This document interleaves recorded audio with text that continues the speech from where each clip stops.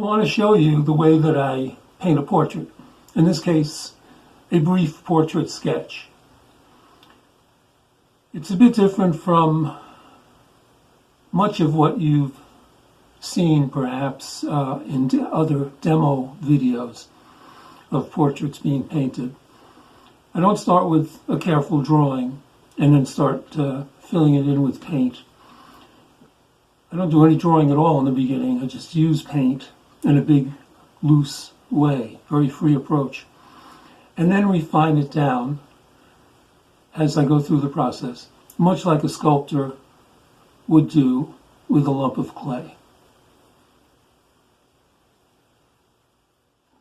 I always start with a tinted canvas, toned canvas, and here I'm just putting in my light flesh tone.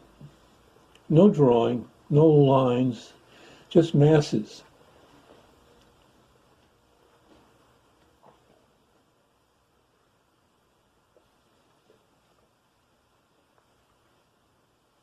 Thinking about the general shape of the face, but not really nailing anything down yet. It's way too early.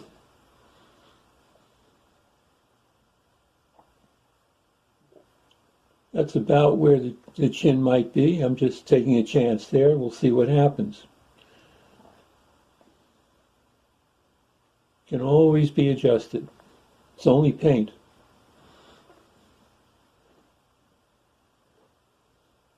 Okay, so those are my lights, my initial lights.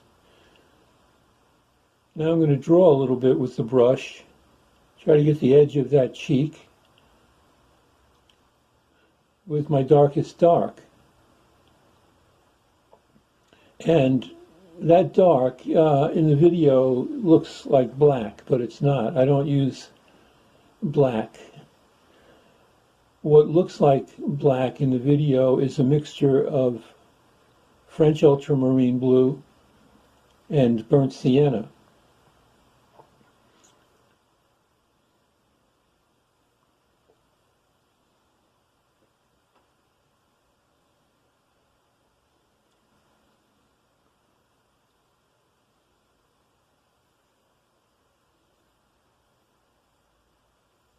There I'm trying to adjust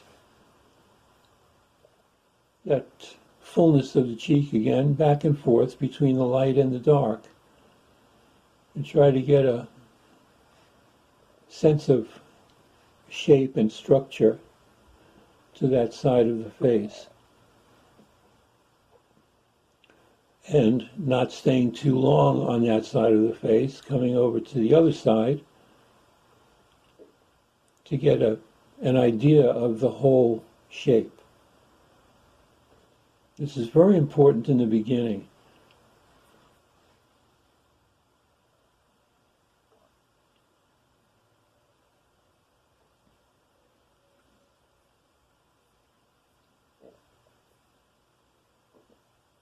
It's almost as though the likeness is there already, even without facial features,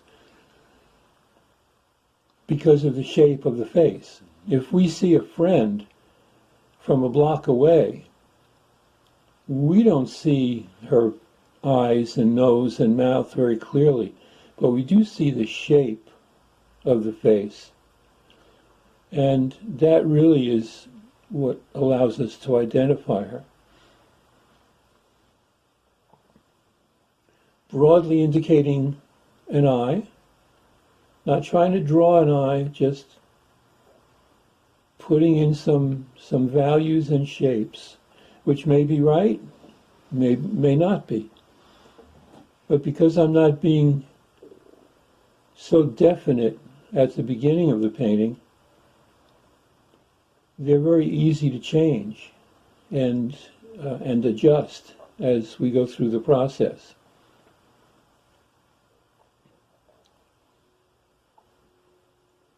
For instance, here, that eye that I've just indicated, right there, seems to be a bit too low.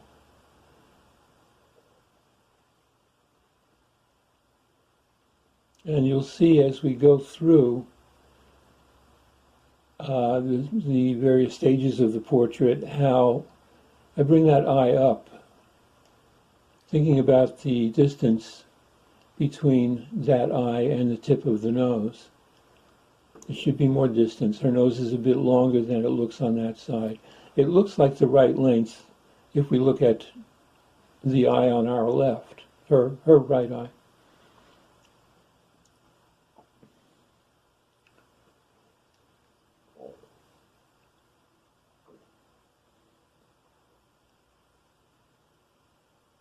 You can see how sloppy you can be, if you want to call it sloppy, blocking in that pink for the mouth.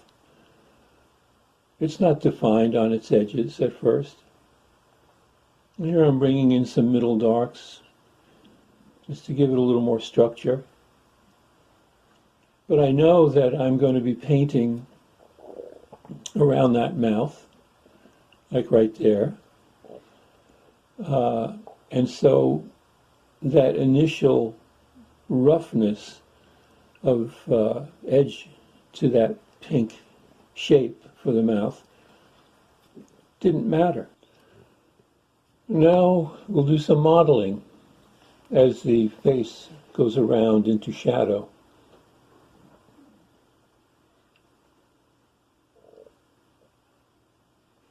Using a tonal value a little bit lighter than the darkest dark, but still making a pretty abrupt change between the edge of that value and the light values. But it's okay. We're going to other areas of the face. Again, we don't want to get hung up on finishing anything yet. So we have to make sure that we're going from here to there, a little bit touch here, a touch there. Keeps the eye from getting too tired, kind of too confused by focusing on one area for too long.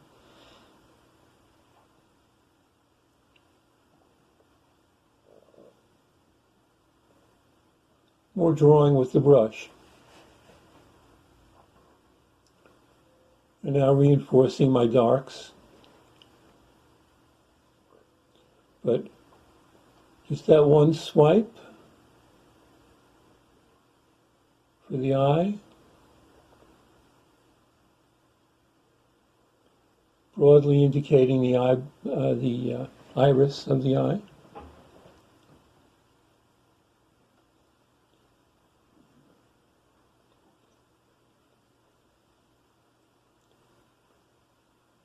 Now I'm still trying to get that eye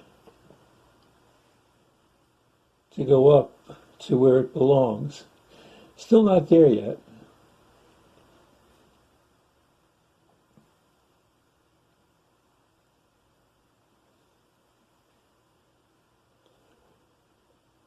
Putting in a little bit now of the actual color of the iris.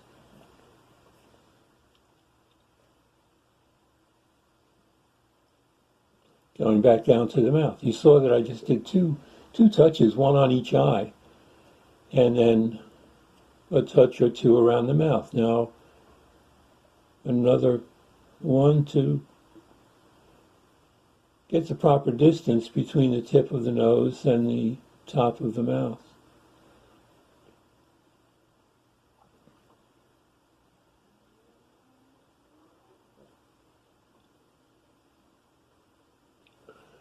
You can see how the face is gradually starting to emerge.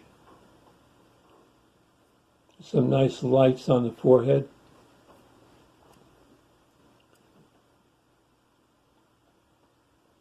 Another one there. These are areas where they're facing the light, so they're getting lit in the strongest way.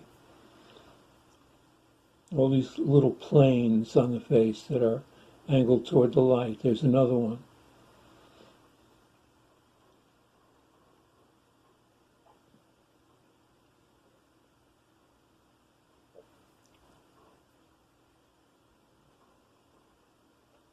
Oh, the one, well, that's the highlight for the eye. Of the white of, not the highlight, the white of the eye, actually, which is a bit too light, but we'll fix that as we go along. It's like sculpting. We have to have some material down to work with.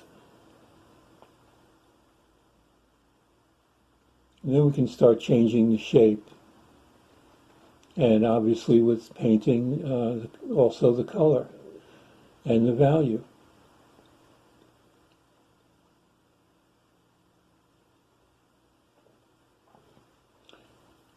Here I'm kind of exaggerating the pink on that side of the face. Remember, you can always tone down color that's too strong, but trying to beef up weak, muddy color is next to impossible to do it successfully.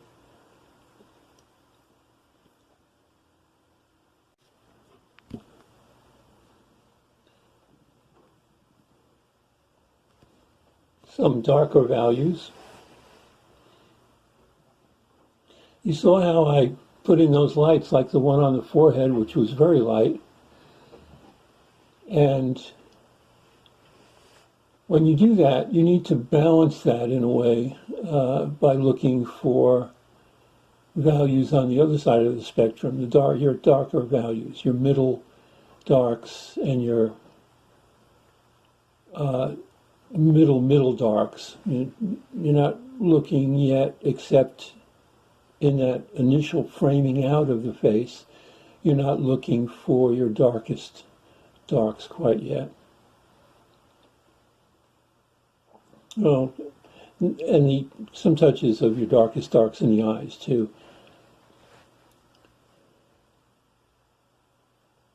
But here you can really see how that eye on our right is too low.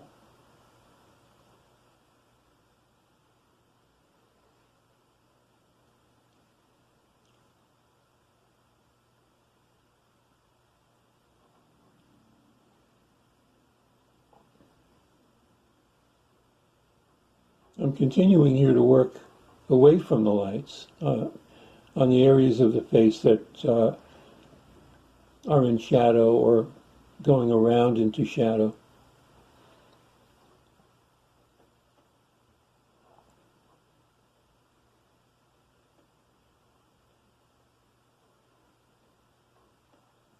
Okay, I think now I'm starting to realize that that space between the eyebrow and the dark upper lid of the eye is too much. It's too broad, too wide.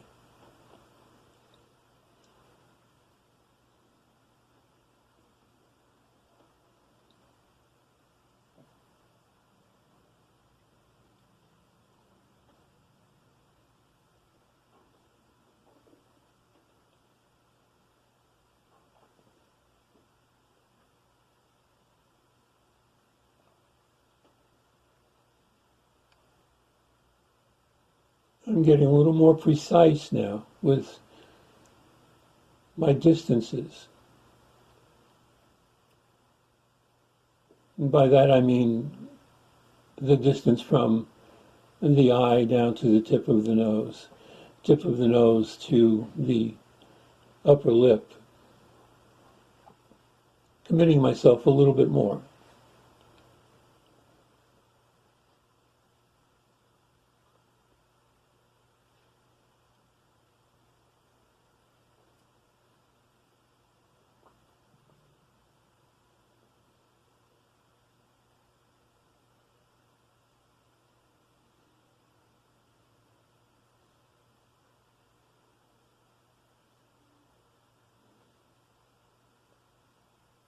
And here I was thinking that maybe if I push the eye up a little bit from the lower lid, that would work. But as you can see, it hasn't.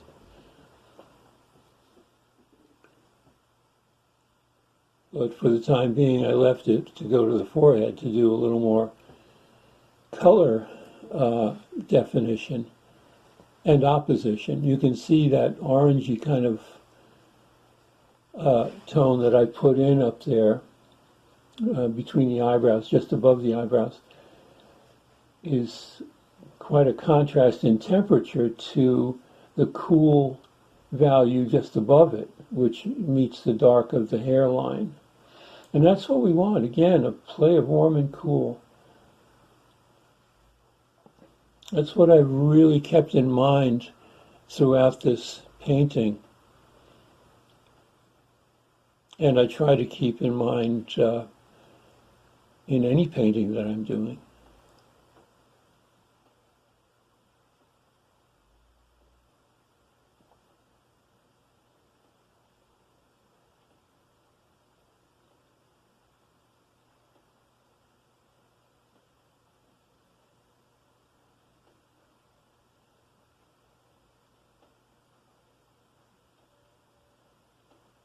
Being much more precise now with that edge, trying to get the feeling of the bone structure of the cheek.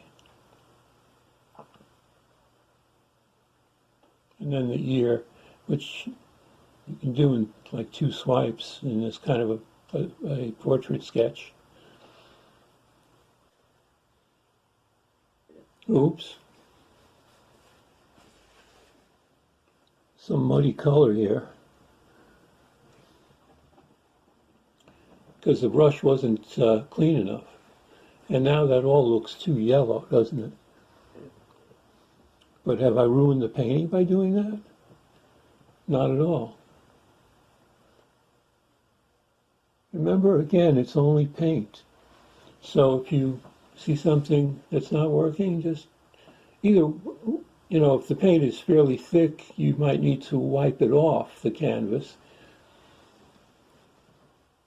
But you can always, if you try painting over it, that way you get an interplay of color there, as you can see what I'm doing now.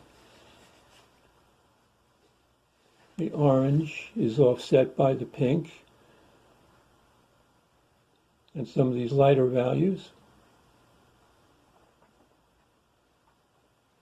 And so it looks okay now. So we'll go somewhere else.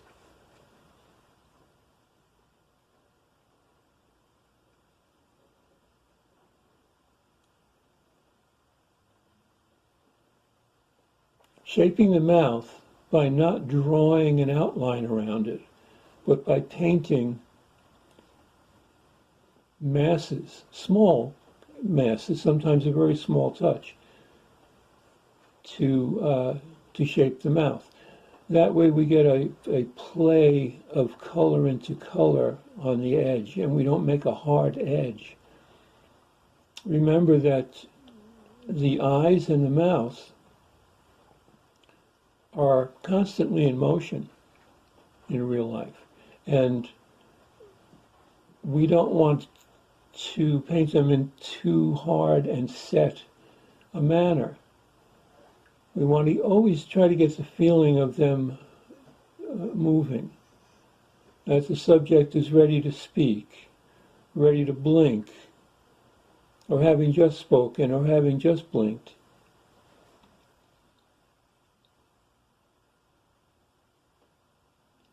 Notice again, I'm using a fairly large brush for this nostril.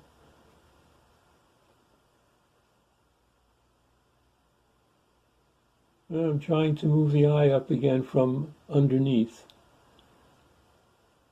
At some point I'll realize that that's not really working, and I'm going to have to think of something else to do.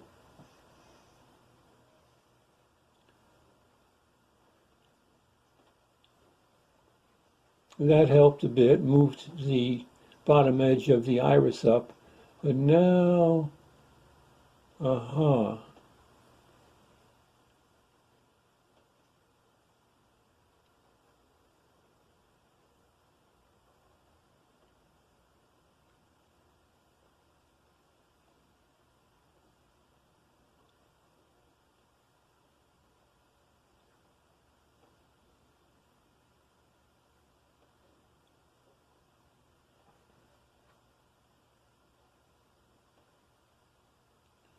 little by little,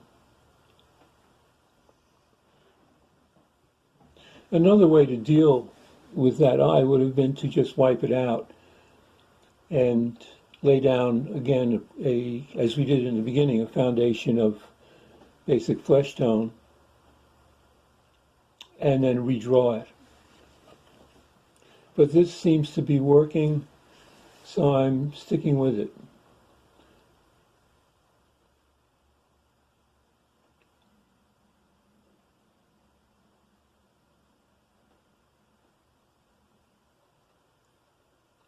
And there I had realized that there was too much distance between the corner of the eye and the edge of the cheekbone.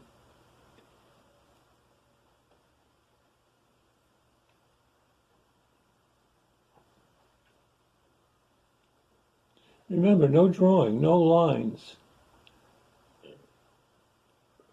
Just paint against paint.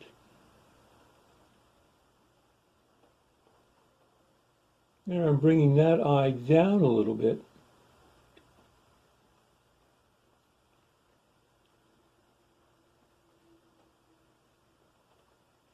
And if you remember that nice one swipe of that dark that I did early in the painting, that area there, it was nice. I felt proud of myself that it was just done in one stroke, and it seemed to be just right.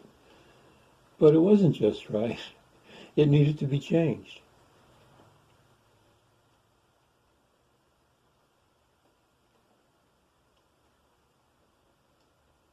Remember, you have to be fairly courageous when you paint. You can't fall in love with any one thing. You got to think that anything can be changed at any time.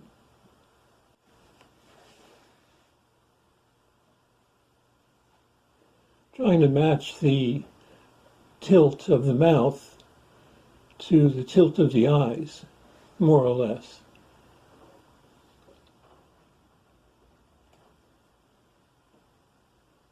Very few people have a perfect balance on both sides of the face. Something on one side is either lower or higher than the same feature on the other side. Corners of the mouth, the eyes, even the nostrils. And that's what makes us, gives us all character, and makes us us. And that's the main thing that you're looking for in doing a portrait, trying to get a likeness, are those little peculiarities. Not that you want to make a caricature, but you want to make sure that you're showing that individualism that we all have.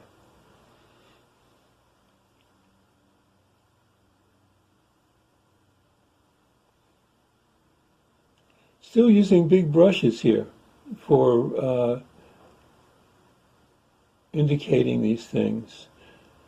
That helps to keep you from tightening up. I think the only thing that I used a small sable brush for were the highlights in the eyes. And you'll see that in a little while.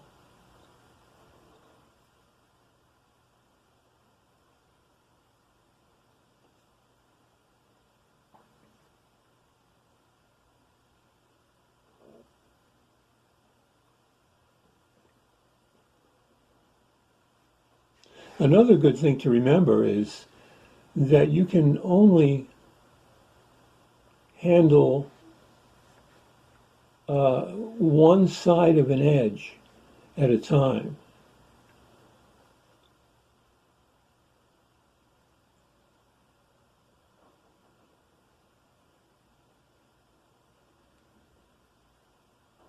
You see that light is up there now on that part of the mouth is a little bit, well, maybe it's the darker value is too broad.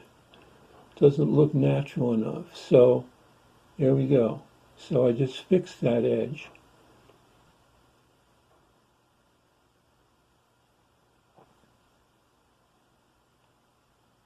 It's still not subtle, and that corner of the mouth that's in the light has to be very, very subtle to give the appearance of it going around. Remember, it follows the cylindrical shape of the teeth.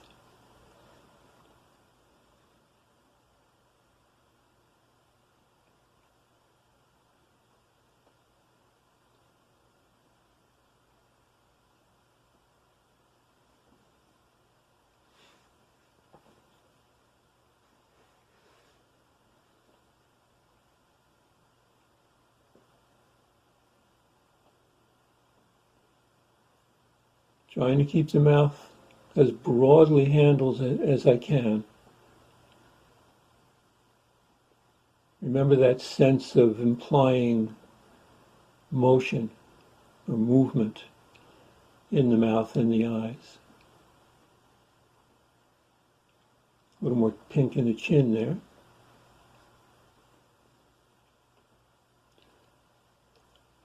The areas of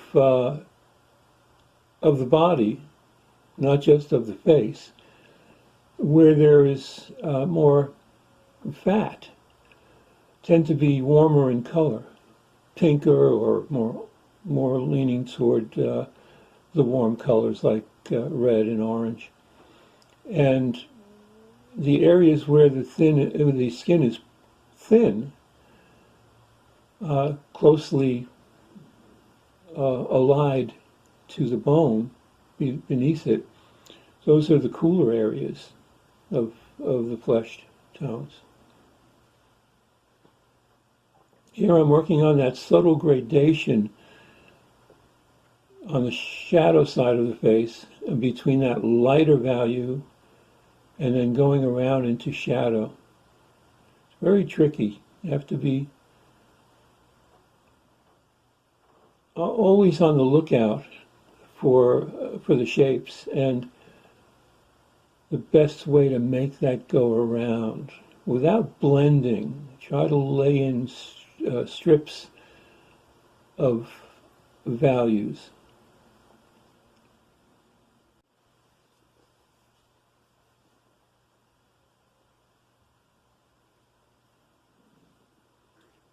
Just a bit of a highlight on the chin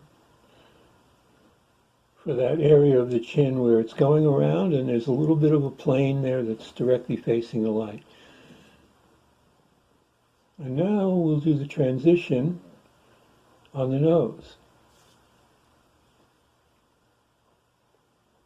From the light into the dark.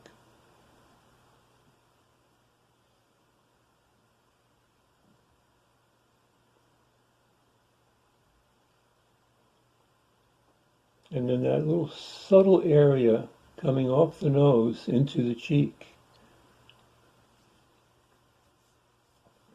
It's a bit too red right now, but we'll fix that as we go along. We're very near the end now, as you might start to sense. Now I wanted a loose edge where the hair met the shoulder there. Give more of a feeling of softness.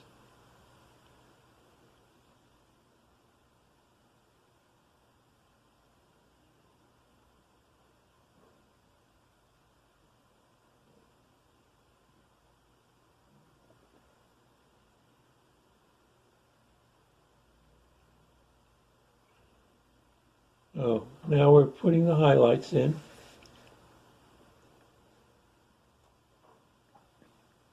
I should have stopped at that size, and then I made it a little bit too big. You can see how much paint I've got on, and that's just pure white paint. I just pulled that brush into the white, and so there's a bit of a point on there of fairly thick paint. You can see it. And just touch it in. And I think, again, I overdid it with that. The size of it. It's has that feeling of being too big for two reasons. I use pure white, and it's surrounded by fairly dark values. So for those two reasons, highlights are going to stand out, and they're going to overwhelm the eyes, really, if you make them too big.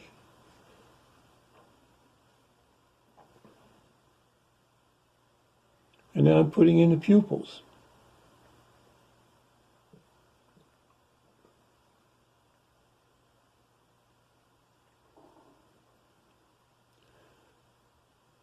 Trying to carry the shadow cast by that eye into the general dark values.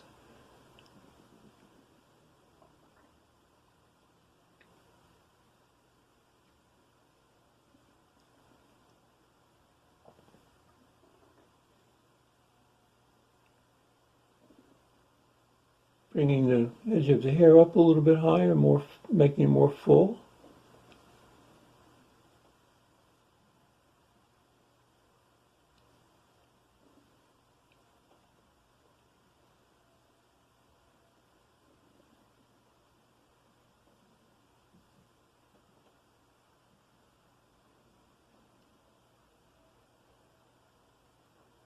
Finishing touch is really just looking around,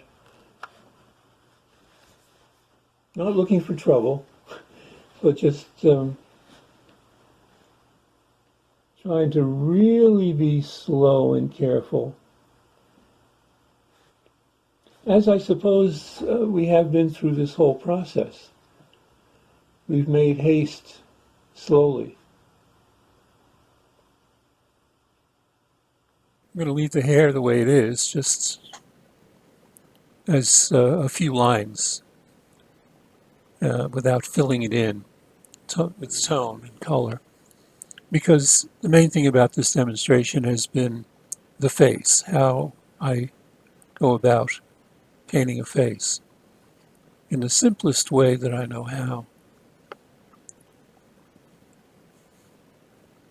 And trying to inspire you to have the same approach, staying very free, very broad.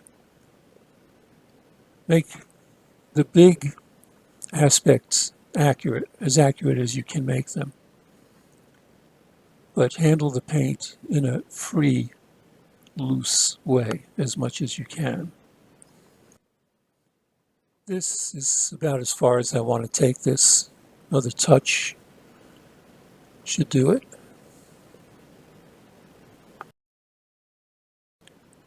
Here's the portrait from straight on,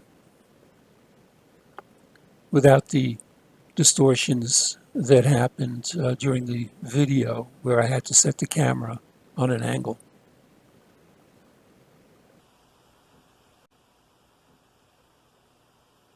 Thanks for watching. I hope you liked the video. If you did, and you'd like to get a free video that you can keep called An Introduction to Mixing Beautiful Flesh Tones, based on the concept in the video you just saw, just click the link below. And you will also have the opportunity then to take a look at my online course called Painting a Portrait, a Broad Approach, which is a lot of fun and geared to beginners and more advanced students alike. Meanwhile, happy painting.